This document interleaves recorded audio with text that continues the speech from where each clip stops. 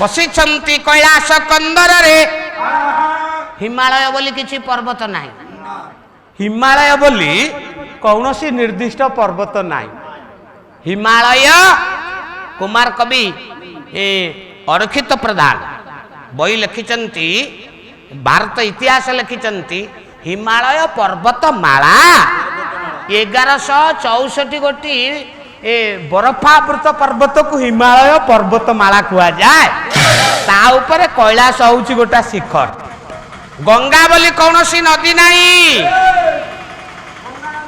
ନାହିଁ ନାହିଁ। କଲିକତାରେ ଯାହା ଉପରେ ହାବୁଡା ପୋଲ ତିଆରି ହେଇଛି ତା ନାଁ ହୁଗୁଳି। ଯୋଉଠୁ ଆରମ୍ଭ ହେଇଛି ତା ନାଁ ଗୋମୁଖୀ, ଯୋଉଠି ମିଶି ଯାଇଛି ତା ନାଁ ସରସ୍ୱତୀ। ହିମାଳୟ ବୋଲି କୌଣସି ପର୍ବତ ନାହିଁ, ରତ୍ନ ବୋଲି କୌଣସି ଧାତୁ ନାହିଁ, ସମଷ୍ଟି। ତେଣୁ ଆସିଯିବା। କୈଳାସ ଶିଖରରେ ବସିଛନ୍ତି ସତୀ ଚାହିଁଦେଲେ, ପଚାରିଲେ ସ୍ୱାମୀ ଦେଖନ୍ତୁ ଆଜ୍ଞା ଦାମ୍ପତ୍ୟ ଜୀବନ। ସ୍ୱାମୀ ଏ ଦେବତା ମାନେ କୁଆଡେ ଯାଉଛନ୍ତି ନା ତମ ବାପା ଗୋଟା ଯଜ୍ଞ କରୁଛନ୍ତି। 59 ଭଉଣୀ ମୋର ନିମନ୍ତ୍ରିତ ହେଇଛନ୍ତି। ସଂକ୍ଷିପ୍ତରେ କହୁଛି ପଛପାଳି ନା ମୁଁ ଆଖିରୁ ଦିଟା ପାଲୁହ। ହେ ମା ତମେ ଯେଡେ ବଡ ଘରର ବୋହୂ ହେଇଥା, ବାପ ଘର ଯେତେ ଦିନ ଦରିଦ୍ର ଅବସ୍ଥା ଥାନ୍ତୁ ନାଇଁ କି ଆଜ୍ଞା। ଦେଖନ୍ତୁ ବାପ ଘର ପଦାର୍ଥରେ ଝିଅ ମାନଙ୍କର କେଡେ ଲୋଭ। ଆଖିରୁ ଦି ଠୋପା ଲୁହା ଝରେଇ ଦେଲେ ସେଦିନ ସତୀ। ଓଡ଼ିଆ ଭାଗବତ ଜଗନ୍ନାଥ ଦାସ କହିଲେ ମୋହ ପିତାର ଯଜ୍ଞ କାଳେ ମୋହିନୀ ରାସ କର୍ମ ଫଳେ। ମୋ ବାପା ଯଜ୍ଞ କରୁଛନ୍ତି, ମୁଁ ସାନ ଝିଅ, ମୁଁ ଅଧିକ ସ୍ନେହ ପାଇବା କଥା, ମୁଁ ଯାଇପାରୁନି। ହଉ ହଉ ଆମ ପାଲା ଲୋକ କଳା ଆଜ୍ଞା, ମୁଁ ଯାଇତାଇ ଗାୟକ ଆଜ୍ଞା। ହେ ଜ୍ଞାନୀଜନ ବାପା ଭୁଲିଯିବ। ପୁଅଟିଏ ହଉ ଝିଅଟିଏ ହଉ ବାପା କୋଟିଏ ଟଙ୍କା ରୋଜଗାର କରୁ, ଯେତିକି ମୂଲ୍ୟବାନ ନୁହେଁ ମା ଧାନ କୁଟୁ ମୂଲ ଲାଗୁ, ତା ଛୁଆ ପାଇଁ ମାଟି ସେତିକି ଆବଶ୍ୟକ। ମୋ ମା ମତେ ଭୁଲିଗଲା, ମୋ ମା ସିନା ଜାଣେ ତା ପୁଅ ମନ କଥା।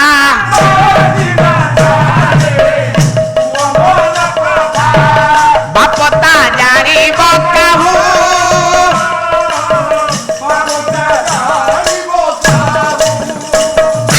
ଗରିବ ଅଭାବ ଗରିବ ବୁଝଇ,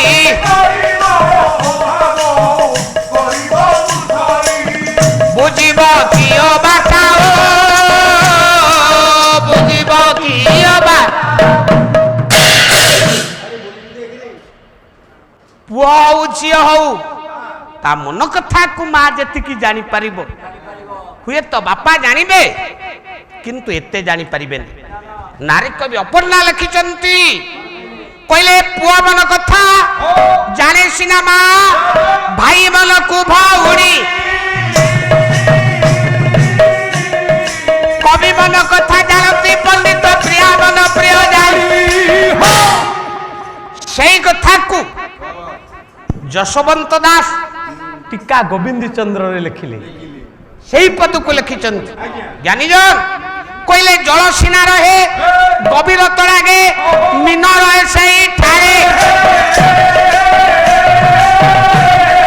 ମା ସିନା ଜାଣେ ପୁଅ ମନ କଥା, ହୃଦ ପଡେ ନିରନ୍ତରେ। ଠିକ ଏଇ କଥାର ଅନୁରୂପ ସ୍ୱଭାବ କବି ଗଙ୍ଗାଧର ମେହେର କିଚକ ବୋଧରେ ଲେଖିଛନ୍ତି ପାଲା ପରା। ସୁନ୍ଦର ପଟଣା ପାଲା। ପାଲା କଣ ଗପ ଆଜ୍ଞା? ପାରେ ପାଣ୍ଡିତ୍ୟ ଲାରେ ଲାସ୍ୟ। ଖାଲି ଗପ କହିଲେ ପାଲା? ପଇସା କଣ ମାଗଣା ପଡିଛି ନା ନାଇଁ? କହିଲେ ଜାଣଇ ପୁତ୍ର କଥା ଗର୍ଭ ଧାରିଣୀ, ଭାଇ କଥାଟେ ଶୁଣି ଜାଣେ ଭୋଗୀ। ସତୀଙ୍କର ମନେ ପଡିଲା, ମୋ ବାପା ଭୁଲିଗଲା, ମୋ ମା ଭୁଲି। ଡାକିଲେ ସ୍ୱାମୀ, ତମେ କଣ ମୋ ସ୍ୱାମୀ? ବୁଢ଼ା ବାହାରି ପଡ଼ିଲା ସ୍ୱାମୀ ହବ 66 ବୟସରେ ସ୍ୱାମୀ ହବ ଏ ପାଟି କନି ଡାକିଲେ ପ୍ରଭୁ ଆଚ୍ଛା ଆମକୁ ନିମନ୍ତ୍ରଣ କାହିଁ ଦିଆଯାଇନି ଜ୍ୱାଇଁକି ଶାଳଗ୍ରାମ କହନ୍ତିନି ଆଜ୍ଞା ଜ୍ୱାଇଁକି ଶାଳଗ୍ରାମ କହନ୍ତିନି କିନ୍ତୁ ବିଦ୍ୟାପତି ଜ୍ୱାଇଁକି ଚୋର କରିଦେଇଛି ଆଜ୍ଞା ବିଦ୍ୟାପତି ଲଳିତାକୁ ବିବାହ କରି ଯେତେବେଳେ ନୀଳମାଧବ ଅଦୃଶ୍ୟ ହୋଇଗଲେ ବିଶ୍ୱାବସୁ ଭାବିଲା ମୋ ଜ୍ୱାଇଁ ଠାକୁର ଚୋରି କରି ନେଇ ତାପରେ ନୀଳମାଧବ ତ ଅଦୃଶ୍ୟ ହୋଇଗଲେ ଠାକୁର ପୂଜା ହେଲେ ଗୋଟେ ସଂସ୍କୃତି ରହିଲା ଜ୍ୱାଇଁ ଶ୍ୱଶୁର ଘରୁ ଶାଳଗ୍ରାମ ଚୋରି କରିବେ ମୋ ଶ୍ୱଶୁର ଘରୁ ମୁଁ ପେଟ୍ରୋମକ୍ସ ଲାଇଟ୍ ଚୋରି କରି ମାଡ଼ ଖାଉ ଖାଉ ବଞ୍ଚିଛି ଆଜ୍ଞା ଆଜ୍ଞା ବହୁତ ଲୋକ ଏମିତି ଚୋରି କରନ୍ତି ଆମର ତ ବୁଦ୍ଧି ନାହିଁ ନା ବରଯାତ୍ରୀରେ ଗଲୁ ଟର୍ଚ୍ଚ ଆଣିଲେ ଚଳିବ ପେଟ୍ରୋଲ ମାକ୍ସ ଲାଇଟ୍ଟା ତ ଜଳୁଛି ନା ଶ୍ୱଶୁର ଘରୁ ଜ୍ୱାଇଁ ଶାଳଗ୍ରାମ ମୂର୍ତ୍ତି ଚୋରି କରି ଆଣିବା କଥା ଏବେ ତ ଶାଳଗ୍ରାମ ସବୁ ଜାଗାରେ ମିଳିବନି ଆମେ ଲାଇଟ୍ଟା ଧରି ଆଣୁଛୁ ଲାଇଟ୍ଟା ଜଳୁଛି ଆଉ କ'ଣ ମାଡ଼ ଖାଇନୁ ପାଲାବାଲା ବୋଲି ପ୍ରଭୁ ବଞ୍ଚେଇ ଦେଲେ ତେଣୁ ଜ୍ଞାନୀଜନ ମୋର କହିବାର କଥା ତମକୁ କାହିଁକି ଡାକି ନାହାନ୍ତି ଶିବ ସେଇଠି କହିଲେ ଦକ୍ଷ ସଭା ହମ ସନ ଅପମାନ ଦକ୍ଷ ସଭା ହମ ସଭ ଅପଦାନ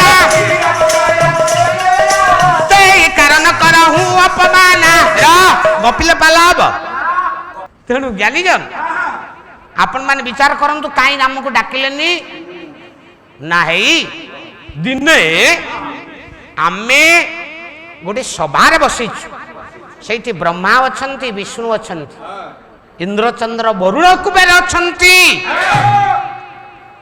ମୁଁ ମଧ୍ୟ ବସିଛି ବ୍ରହ୍ମା ବିଷ୍ଣୁ ମହେଶ୍ୱର ପ୍ରବେଶ କଲେ ସେଦିନ ଦକ୍ଷ ପ୍ରଜାପତି ଆଜ୍ଞା କହିଲେ ମଧ୍ୟ ଯେ ବ୍ରହ୍ମା ରୁଦ୍ର ଥିଲେ ସିଏ ଦକ୍ଷକୁ ଦେଖି ନ ଉଠିଲେ